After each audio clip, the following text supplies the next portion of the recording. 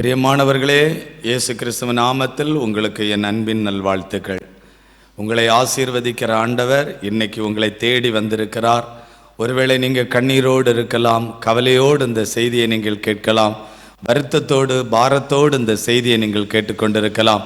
உங்களுடைய கண்ணீரை துடைக்கிற ஆண்டவர் உங்கள் பக்கத்தில் இருக்கிறார், உங்கள் கிட்ட இருக்கிறார். நீங்கள் விசுவாசிங்க, உங்கள் கண்ணீரை துடைத்து ஆனந்த களிப்பாய் உங்களை மாற்றுவார்.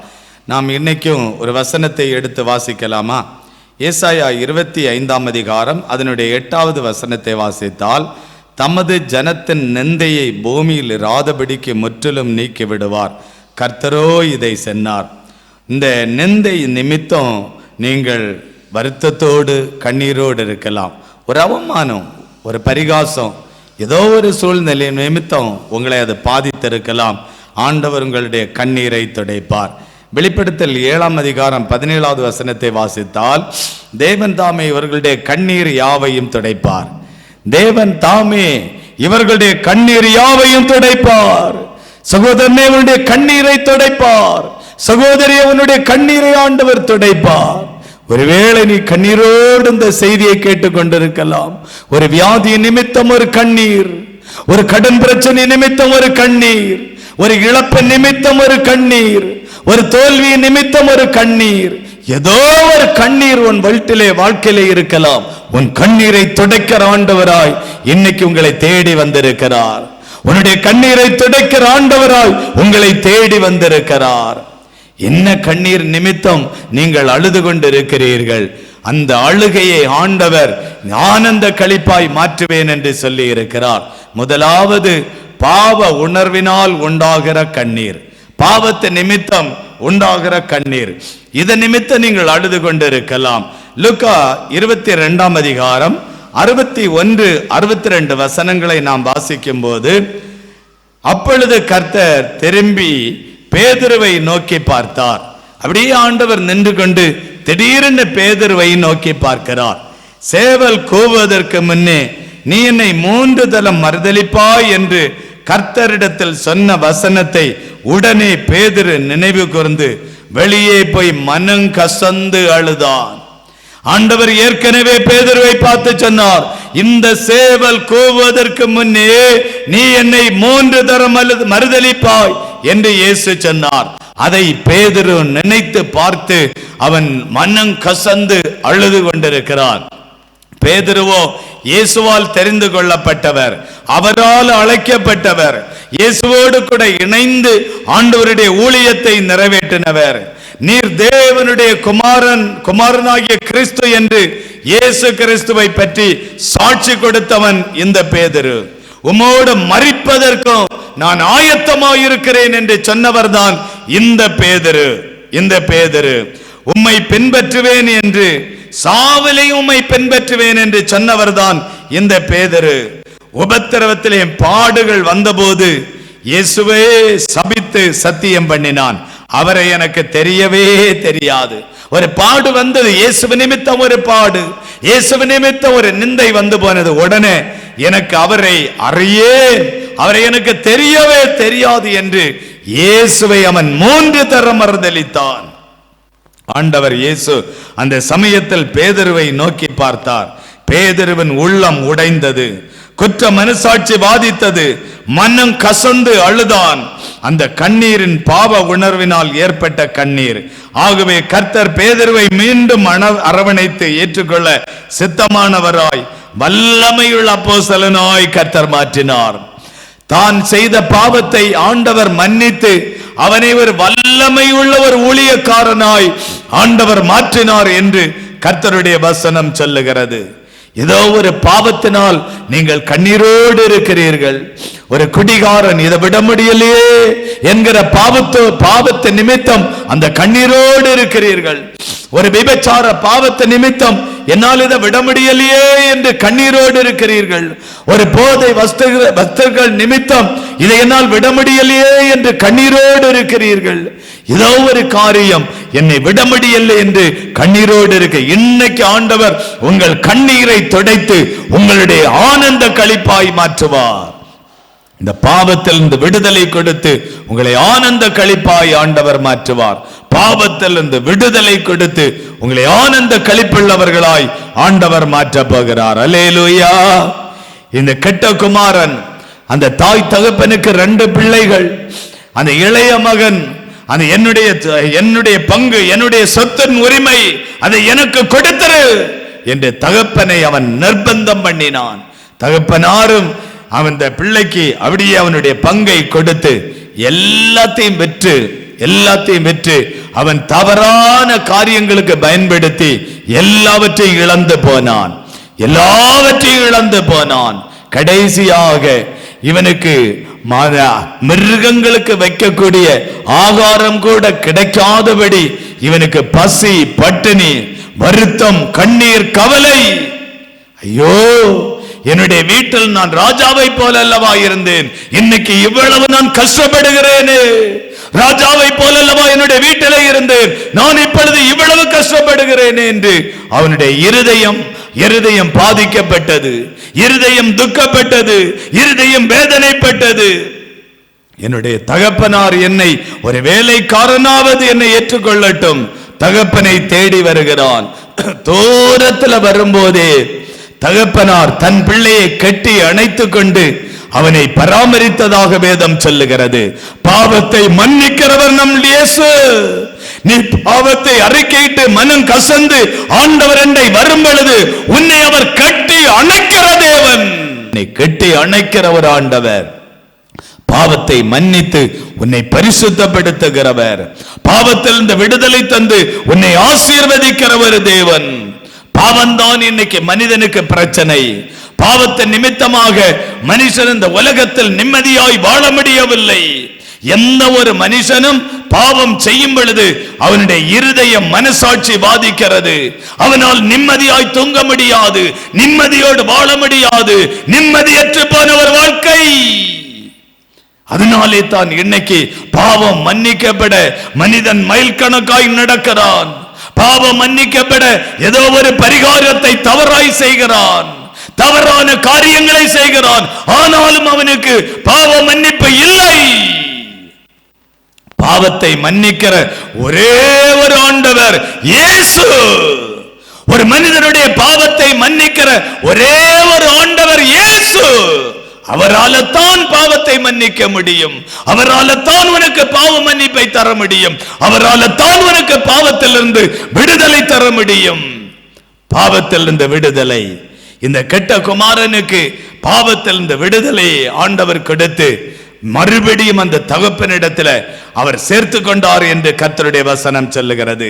இந்த பேதுருவை ஆண்டவர் கட்டி அணைத்தார். பாவத்திலிருந்து விடுதலை கொடுத்து தன் பிள்ளை மனம் திரும்பி என்னிடத்தில் வந்திருக்கிறான் என்று அவனை கட்டி அணைத்துக் கொண்டார். உங்களை ஆண்டவர் பாவ மன்னிப்பை தந்து உங்களை கட்டி அணைத்துக் கொள்ள ஆண்டவர் விருப்பமுள்ளவராயிருக்கிறார். இவர் அண்டையில நீ பாவத்தை மன்னிக்கிறவராய், பாவத்தில் விட்டு மனம் திரும்புகிறவனாய் அவரிடத்தில் வரும் பொழுது உனக்கு விடுதலை உண்டு. பாவத்திலிருந்து விடுதலை உண்டு. பாவத்திலிருந்து ஆண்டவர் விடுதலை தருவார். இரண்டாவதாக நிந்தைகளினால் உண்டாகிற கண்ணீர். முதலாவது பாவத்து நிமித்தம் வரக்கூடிய கண்ணீர். இரண்டாவது நிந்தை பரிகாசத்தினால் வரக்கூடிய கண்ணீர்.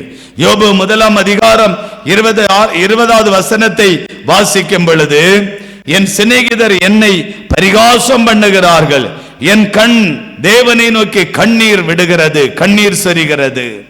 என் சிநேகிதர்கள் என்னை பரிகாசம் பண்ணுகிறார்கள். அந்த யோபுவோடு கூட இருந்த சிநேகிதர்கள், அவனோடு ஒன்றாயிருந்தவர்கள், எங்கு போனாலும் சேர்ந்து போனவர்கள், எங்க வந்தாலும் சேர்ந்து நின்றவர்கள், இன்னைக்கு யோபனுடைய வாழ்க்கையில் இழந்து போனது நிமித்தம் அவனோடு இருந்த நண்பர்கள் பரிகாசம் பண்ணுகிறார்கள். பாத்தியா, இன்னைக்கு உனக்கு இந்த பிள்ளைகள் மரிச்சு போனாங்க பாத்தியா, நீ சொத்துக்களை இழந்து போன பாத்தியா, மிருகஜீவன்களை இழந்து போன பத்தியா, உன்னுடைய வேலைக்காரங்க போயிட்டாங்க பத்தியா. பரிகாசம். உங்களையும் பரிகாசம் பண்ணுகிறவர்கள் இந்த உலகத்தில் இருக்கலாம். இதன் நிமித்த நீ கண்ணீர் விடுகிறாய். என்னுடைய நண்பனே என்னை பரிகாசம் பண்ணுகிறான், என்னுடைய சொந்த வீட்டிலே என்னை பரிகாசம் பண்ணுகிறார்கள், மாமியார் என்னை பரிகாசம் பண்ணுகிறாள், மருமகள் என்னை பரிகாசம் பண்ணுகிறாள், என்னுடைய சிநேகிதர்கள் என்னை பரிகாசம் பண்ணுகிறார்கள், யாரோ ஒருத்தங்க பரிகாசம் பண்ணுகிறார்கள். இது நிமித்த நீ கண்ணீரோடு வாழ்கிறாயா? சகோதரியை இது நிமித்த நீ கண்ணீரோடு வாழ்கிறாயா? சகோதரனை இது நிமித்த நீ கண்ணீரோடு வாழ்கிறாயா? உன் கண்ணீரை துடைக்கிற ஒரு ஆண்டவர் இருக்கிறார். உன் வேதனைகளை அறிகிற ஒரு ஆண்டவர் இருக்கிறார். இவர் உன் கண்ணீரை துடைக்கிற ஒரு தேவன். ஆண்டவர் உன் கண்ணீரை துடைப்பார். இந்த நண்பர்கள் மூலமாய் வந்த கண்ணீரை ஆண்டவர் துடைத்து ஆண்டவர் உன்னை ஆசீர்வதிக்க போகிறார். கர்த்தர் உன்னை ஆசீர்வதிக்க போகிறார். அநேக ஆண்டுகளுக்கு முன்பு ஒரு வங்கியிலே வேலை பார்த்த ஒரு சகோதரன், அவர் உண்மையிலே அவர் அந்த லோன் கையெழுத்து போட்டு எடுக்கவே இல்லை, அந்த பணத்தை கையாளுதல் பண்ணவே இல்லை. ஆனால் இவர் போடுவதை போல கையெழுத்து போட்டு அதை பரிசோதனை பண்ணுகிற மேலதிகாரிகள் வந்து பரிசோதித்தாலும் நீதான் இதை போட்டிருக்கிறாய், உன்னுடைய கையெழுத்து தான் என்று அதை நிரூபிக்கிறதை போல சூழ்நிலைகள் அந்த இடத்திலே இருந்தது. அதன் பிறகு அவமானத்தோடு அந்த பேங்கிலே இவர் போக வேண்டியதாக இருந்தது. இவள் நாம் நல்லவன் என்று நினைத்தோம், இவ்வளவு பெரிய திருடனாய் இருந்திருக்கிறான், இவன் நல்லவன் என்று நினைத்தோம், இவன் திருடனாய் இருக்கிறான் என்று அப்படி பரிகாசம் பண்ணுகிறவர்கள். இவர்களுடைய இருதயம் பாதிக்கப்பட்டது, இருதயம் துக்கப்பட்டது. ஒரு இயேசுவை அறியாத ஒரு குடும்பம். அப்பொழுதுதான் இந்த சகோதரன் வீட்டிற்கு ஓடோடி வருகிறான். இனி இந்த வேலை எனக்கு வேண்டாம், நான் இந்த வேலைக்கு அவமானத்தோடு போக மாட்டேன், வேலை இல்லாமல் இந்த உலகத்தில் நாம் இனி எப்படி வாழ்வது என்று மனைவி சொல்லுகிறாள். இனி நாம் தற்கொலை பண்ணி சாகதை விட இனி இந்த உலகத்தில் வழி இல்லை, தற்கொலை பண்ணி செத்து விடலாம் என்று இந்த சகோதரன் சொல்லுகிறான். மனைவி சொல்லுகிறாள், எல்லா கடவுளையும் நாம் கூப்பிட்டு விட்டோம், எல்லா தெய்வத்தையும் நாம் தேடி விட்டோம், எல்லா தெய்வங்களும் நம்மளை கைவிட்டு விட்டது. கடைசியாக இயேசு என்கிற ஒரு கடவுள், நான் ஸ்கூலிலே படித்துக் கொண்டு இருக்கும் பொழுது உனக்கு ஆபத்து காலத்தில் என்னை நோக்கி கூப்பிடு, அப்பொழுது உன்னுடைய கண்ணீரை நான் துடைப்பேன் என்று அந்த இடத்திலே எனக்கு சொல்லப்பட்டது. அந்த ஆண்டவரை நோக்கி கூப்பிட்டு பார்க்கலாமா என்று சொல்லி அந்த கடவுளை தாகத்தோடு தேடினார்கள். இயேசுவே, நாங்கள் அவமானப்பட்டு நிற்கிறோம், இயேசுவே நாங்கள் பரிகாசத்தோடு நிற்கிறோம், இயேசுவே நாங்கள் நிந்தையோடு நிற்கிறோம், எங்களுக்கு இதிலிருந்து ஒரு விடுதலை வேண்டும், எங்களுக்கு இதிலிருந்து ஒரு அற்புதம் நடக்க வேண்டும் என்று ஜெபிக்க ஆரம்பித்தார்கள். உங்களுக்கு தெரியுமா, நடுராத்திரி அதிலே ஒரு முக்கியமான பரிசோதிக்கக்கூடிய அந்த அதிகாரி, அவனை ஆண்டவர் தூங்க விடாதபடி அவனிடத்தில் ஆண்டவர் பேசினாராம், நீ போய் சரியாய் அதை கவனி, சரியாய் அதை பரிசோதி. யாரோ ஒரு ஆள் பயப்படுத்துகிறவராய் நின்று, பயப்படுத்துகிறவராய் அவனிடத்தில் நின்று அவன் ஆண்டவர் பேசினாராம்.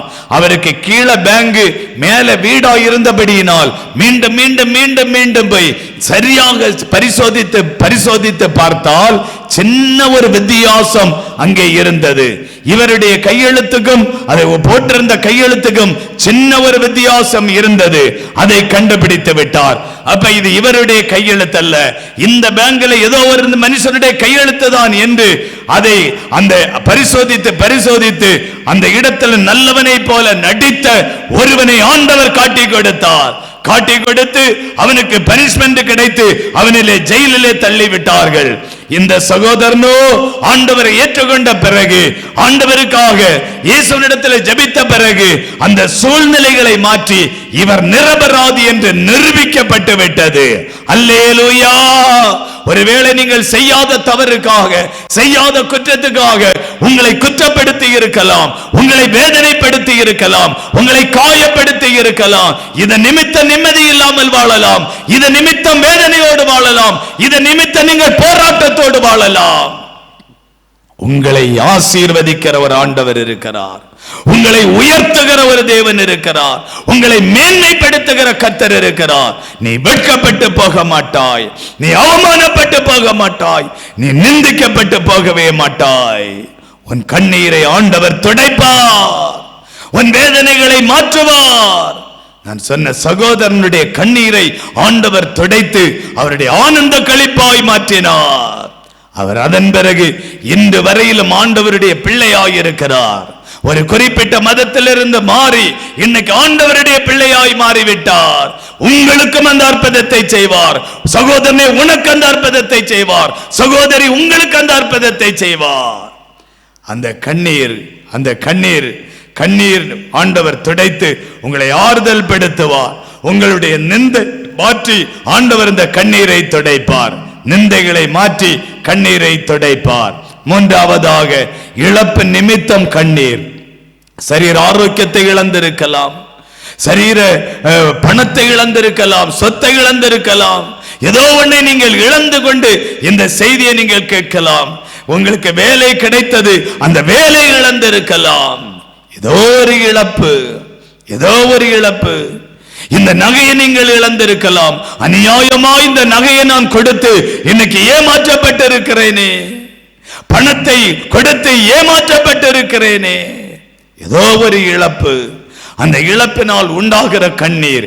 இந்த இழப்பிலிருந்து ஆண்டவர் உங்களை விடுதலையாக்குவார். இழப்பிலிருந்து ஆண்டவர் அற்புதம் செய்வார். 1 சாமுவேல் 30:4 வாசித்தால், தாவீதும் அவனோடு இருந்த ஜனங்களும் அழுகிறதற்கு தங்களில் பலனில்லாமல் போக மட்டும் சத்தமிட்டு அழுதார்கள். தாவீதும் அவனோடு இருந்த ஜனங்களும் தன்னிடத்தில் பலன் இல்லாமல் போக மட்டும் அழுதார்கள். காரணம் என்ன தெரியுமா? அவனுடைய மனைவி, பிள்ளைகள், அவனுக்கு உண்டான எல்லாவற்றையும் அமலேக்கியர்கள் எடுத்துக்கொண்டு போனார்கள். அவர்கள் எடுத்துக்கொண்டு போனது நிமித்தம் இவன் அழுது கொண்டிருக்கிறான், இவன் துக்கத்தோடு இருக்கிறான், இவன் வேதனையோடு இருக்கிறான். அவனுடைய கண்ணீரை துடைக்கிறவராய் இயேசு வந்தார். அவனுடைய கண்ணீரை துடைக்கிறவராய் ஆண்டவர் இயேசு வந்தார். 1 சாமுவேல் 30:6 வாசித்தால், தாவீது மிகவும் நெருக்கப்பட்டான்.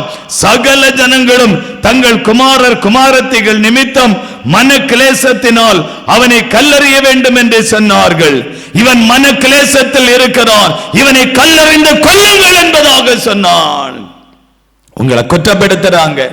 மாமியார் ஒன்ன பார்த்து சொல்றாளா, நீ வந்த நாள் முதல் என் வீடு இப்படி ஆகிவிட்டது, நீ வந்த நாள் முதல் என் வீடு இப்படி ஆகிவிட்டது. உன்னை காயப்படுத்தலாம், உன்னை கண்ணீர் விட வைக்கலாம். உன்னுடைய கண்ணீரை துடைக்கிற ஒரு ஆண்டவர் இருக்கிறார். சகோதரி, உன் கண்ணீரை துடைக்கிற ஒரு ஆண்டவர் இருக்கிறார். சகோதரனே, உன் கண்ணீரை துடைக்கிற ஒரு ஆண்டவர் இருக்கிறார். உன் கண்ணீரை துடைக்கிற ஒரு தேவன், உன் கண்ணீரை காண்கிற ஒரு தேவன், உன் கண்ணீரை ஆனந்த களிப்பாய் மாற்றுகிற ஒரு தேவன், ஆனந்த களிப்பாய் மாற்றுகிற ஒரு ஆண்டவர் இருக்கிறார். உன் ஆனந்த களிப்பாய் மாற்றுவார். ஒருவேளை இதை கேட்கிற ஆண்டவருடைய பிள்ளையே, உங்க வாழ்க்கையில என்ன துக்கம் பட்டவர்களாய் நீங்க வேதனையோடு இருக்கிறீங்களோ, பாவத்தின் நிமித்தம் நீங்க கண்ணீரோடு இருக்கலாம். ஒருவேளை நீங்கள் நிந்தை பரிகாசத்து நிமித்தம் நீங்கள் கண்ணீரோடு இருக்கலாம். ஒருவேளை இழப்பு நிமித்தம் நீங்கள் கண்ணீரோடு இருக்கலாம். உங்களுடைய கண்ணீரை ஆனந்த களிப்பாய் இந்த ஆண்டவர் மாற்றி உங்களை ஆசீர்வதிப்பார். கட்டாயம் உங்களை ஆசீர்வதிப்பார். கட்டாயம் உங்களை ஆசீர்வதிப்பார். எங்களுக்கு மார்த்தாண்டத்தில் நடக்கிற பிரேயர்ல வியாதியினால் கண்ணீரோடு வந்த ஜனங்களை ஆண்டவர் விடுதலையாக்கி இருக்கிறார். கண்ணீரோடு வந்த மக்களை ஆண்டவர் அற்புதம் செய்திருக்கிறார். பிசாசின் கட்டினால் பாதிக்கப்பட்டு கண்ணீரோடு வந்த எத்தனையோ பேரை ஆண்டவர் விடுதலையாக்கி இருக்கிறார்.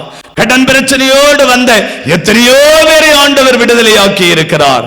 உங்களையும் அவர் விடுதலையாக்குவார். சகோதரி, உங்களையும் ஆண்டவர் விடுதலையாக்குவார். சகோதரனே, உங்களையும் ஆண்டவர் விடுதலையாக்குவார்.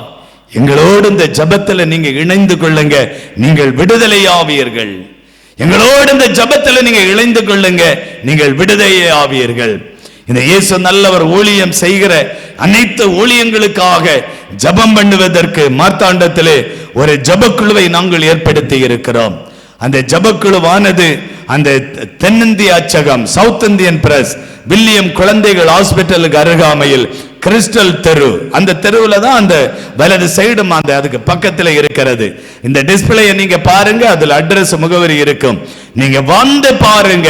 எல்லா செவ்வாய்க்கிழமையும் காலையில 10 இருந்து 1 மணி வரையிலும் இந்த ஆராதனை அந்த இடத்துல நடைபெறும். நீங்க வந்து எங்களோடு இணைந்து ஜெபியுங்க. உங்களை ஆண்டவர் விடுதலை ஆக்குவார். உங்களுக்கு ஆண்டவர் அற்புதம் செய்வார். உங்க கண்ணீரை ஆண்டவர் ஆனந்த களிப்பாய் மாற்றுவார். உங்க பிரச்சனைகள் அத்தனையும் மாறும். உங்க போராட்டங்கள் அத்தனையும் மாறும். கர்த்தர் பெரிய காரியங்களை செய்வார். நம்ம எல்லாரும் ஜெபிக்கலாமா? அப்படியே கண்களை மூடி. ஒருவேளை நீங்க என்ன காரியத்துல நீங்க இருதயம் பாதிக்கப்பட்டு பாவத்தினால கண்ணீரோடு இருக்கிறீங்களோ, இழப்பினால நீங்க கண்ணீரோடு இருக்கிறீங்களோ, அல்லது வேற ஏதாவது ஒரு காரணத்தினால நிந்தைகளினால கண்ணீரோடு இருக்கிறீங்களோ, உங்களுடைய கண்ணீரை ஆனந்த களிப்பாய் மாற்றும்படி அப்படியே இருதயத்துல கை வைத்து எல்லாரும் ஜெபம் பண்ணுங்க. ஆண்டவரே, எங்க குடும்பத்தை கண்ணோக்கி பாருங்க ஆண்டவரே, எங்க குடும்பத்தை கண்ணோக்கி பாருங்க ஆண்டவரே, என்னுடைய இருதயத்தில் இருக்கிற துக்கத்தை பாருங்க ஆண்டவரே, என் வேதனைகளை காண்கிற தேவனே பாருங்க ஆண்டவரே. இந்த வியாதிய நிமித்தம் நான் கண்ணீரோடு வாழ்கிறேன் ஆண்டவரே. இந்த கண்ணுல பிரச்சனை நிமித்தம், கேன்சர் வியாதி நிமித்தம், 2 கிட்னியை செயலிழந்து போனது நிமித்தம், எலும்புல பாதிப்புண்டாத நிமித்தம் நான் கண்ணீரோடு இருக்கிற ஆண்டவரே, என் கண்ணீரை ஆனந்த களிப்பாய் மாற்றுவீராக, ஆனந்த களிப்பாய் மாற்றுவீராக. கடன் பிரச்சனை நிமித்தம் நான் கண்ணீரோடு இருக்கிறேன் ஆண்டவரே. என் வீட்டில் இருந்த பொருளை, பணத்தை, நகையை ஒருவரை நம்பி கொடுத்து ஏமாற்றப்பட்டு கண்ணீரோடு இருக்கிறேன் ஆண்டவரே. என்னை ஏமாற்றின நிமித்தம் கண்ணீரோடு இருக்கிறேன். என் கண்ணீரை ஆனந்த களிப்பாய் மாற்றுங்க, ஆனந்த களிப்பாய் மாற்றுங்க. தாகத்தோடு ஜெபிக்கிற ஒவ்வொருவரையும் ஆண்டவர் விடுதலையாக்கி ஆனந்த களிப்பாய் மாற்றிவிட்டதற்காய் ஸ்தோத்திரம், ஆனந்த களிப்பாய் மாற்றிவிட்டதற்காய் ஸ்தோத்திரம். கர்த்தருடைய நாமம் மகிமைப்பட்டதற்காக நன்றி ஆண்டவரே. உம்முடைய நாமம் மகிமைப்பட்டதற்காய் ஸ்தோத்திரம். ஒவ்வொரு பிள்ளைகளையும் இந்த செய்தியை கேட்ட, கண்ணீரோடு இந்த செய்தியை கேட்ட எல்லா பிள்ளைகளையும் ஆசீர்வதியும். உம்முடைய நாமம் மகிமைப்படட்டும் ஆண்டவரே. எங்களை தாழ்த்தும்முடைய கரத்துல தருகிறோம். இயேசு கிறிஸ்துவ நாமத்தில் ஜெபிக்கிறோம் நல்ல பிதாவே, ஆமேன், ஆமேன். பிரியமானவர்களே, ஆண்டவர் உங்களுடைய ஜெபத்தை கேட்டார். ஜெபத்திற்கு ஆண்டவர் பதில் கொடுத்து விட்டார். ஆண்டவர் உங்களுக்கு ஜெபத்தை கேட்டு கட்டாயமுடைய கண்ணீரை துடைத்து உங்களை ஆனந்த களிப்புள்ளவர்களாய் மாற்றுவார். எங்களோடு ஜெபத்தில் இணைந்து கொள்ளுங்க. ஆண்டவர் உங்களை விசேஷமாய் ஆசீர்வதிப்பாராக. ஆமேன், ஆமேன். Okay, God bless you. கர்த்தர் உங்களை ஆசீர்வதிப்பார். அல்லேலூயா.